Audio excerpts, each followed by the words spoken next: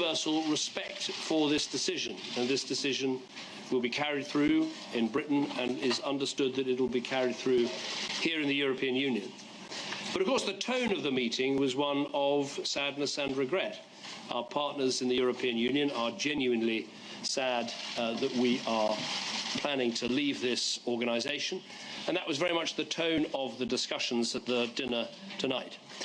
But they were very constructive discussions, they were very positive, they were very calm, they were very understanding that Britain should seek and Europe should seek the closest possible relations as Britain leaves the EU, close relations over trade, over cooperation, over security. While Britain is leaving the European Union, it will not, it should not, and in my view it won't turn its back on Europe. In many ways, I wish that people at home had been able to hear some of the discussion we had at dinner tonight. The countries, our partners, our friends, our allies, talking about the values that we share, the history that we share, and the things that Britain has brought to Europe. The Estonian Prime Minister talking about how the Royal Navy helped to secure the independence of his country 100 years ago. The Czech Prime Minister talking about how Britain had been a home for Czechs fleeing persecution in their own country in 1948, in 1968.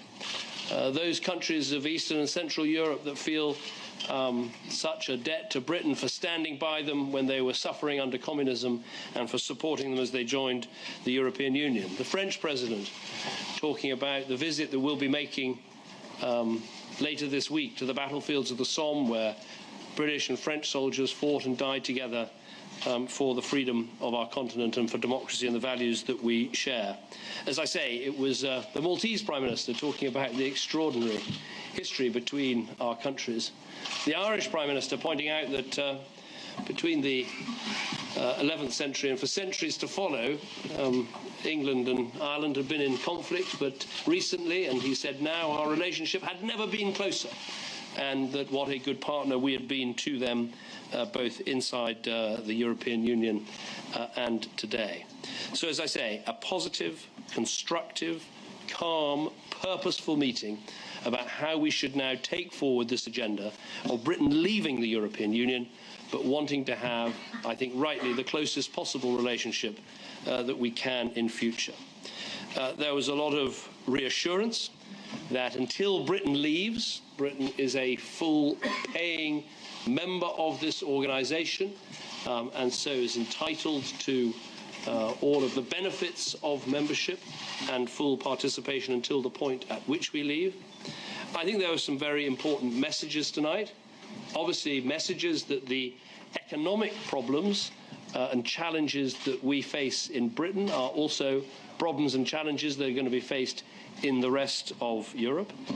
A very important message that while we seek the best possible partnership that we can after leaving the European Union, it is impossible to have all of the benefits of membership without some of the costs of membership. That's something the next British government is going to have to think through very carefully.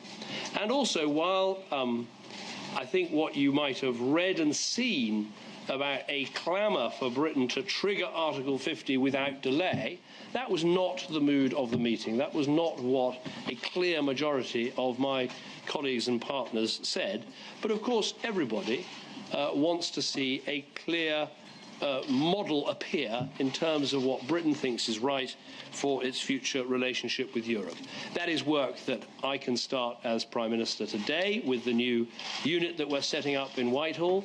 We can examine all the different options and possibilities in a neutral way and look at the costs and the benefits, but it will be for the next British Prime Minister to determine, the next British Cabinet to determine exactly the right approach to take and the right outcome to negotiate. And that decision to trigger Article 50 will be for the next British Prime Minister and the next Cabinet, I would suspect, after they've made that decision about the outcome they want to pursue. As I said earlier today, when I look around that table, when I think of Europe, I think of our neighbours, I think of our allies, I think of our friends, I think of our partners, and we should be trying to find the closest relationship we can from outside the European Union to work with them over the things that are in our joint interest: trade, our economies, making sure that we can have prosperity and success for our citizens, keeping our countries safe, keeping our people safe. And it's particularly important to say that tonight, again, when there's been another hideous terrorist attack in Turkey. Working together in all the ways that I suggested. That is what I think we should be aiming for. As I said at the start of this statement, this is probably my last European Council after 6 years of coming here. As I said, obviously frustrations and councils that have been more successful than others. But I would say we've made huge progress on driving jobs and growth, and that has benefited the United Kingdom as we've created over 2 million jobs in the last 6 years. We have actually managed to reduce the quantity of red tape and bureaucracy that is coming out of Brussels.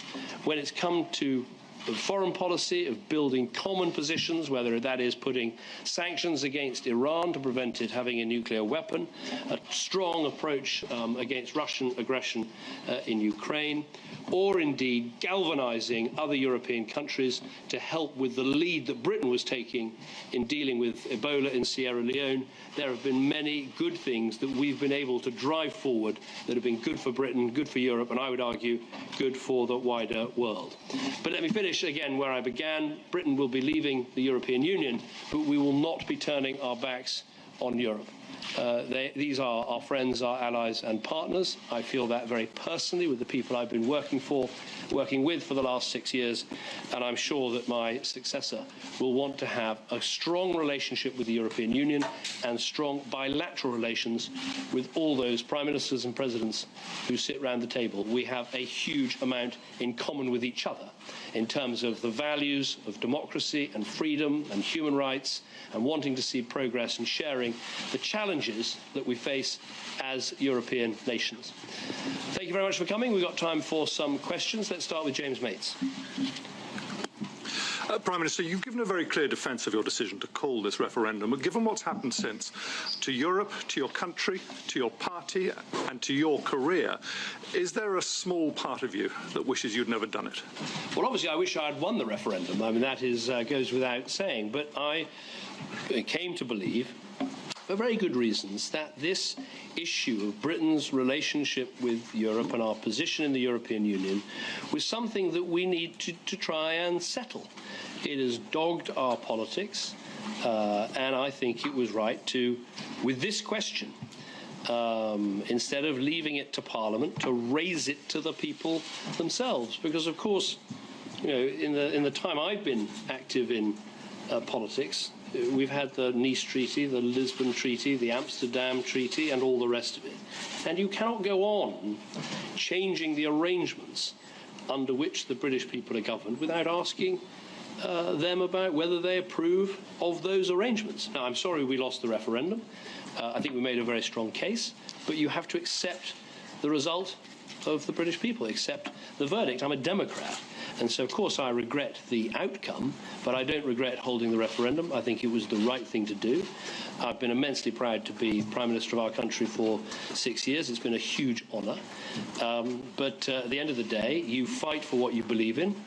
And if you win, good. If you lose, then you have to accept the verdict. And the verdict I accept is not only that Britain has voted to leave the European Union, but it's right for a fresh leader to come along and take on that challenge of the next chapter in our country's story. Someone new needs to come and take us to the next destination. What I think I can do is provide the stability we need right now and start the work of setting out what the options are so the new Prime Minister can come in and make those decisions.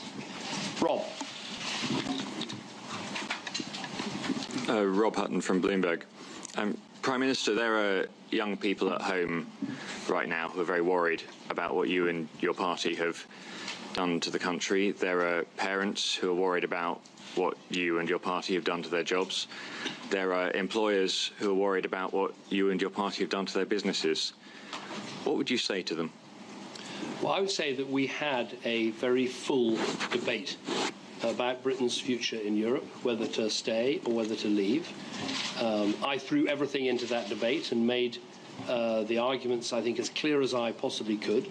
But I'm a Democrat, and we are a democratic country, and the British people have decided the direction in which we should go, and I think we have to accept that and put it into place.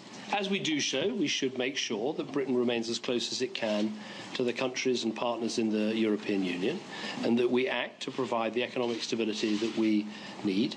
But at the end of the day, you cannot simply leave to Parliament decisions about the nature of the way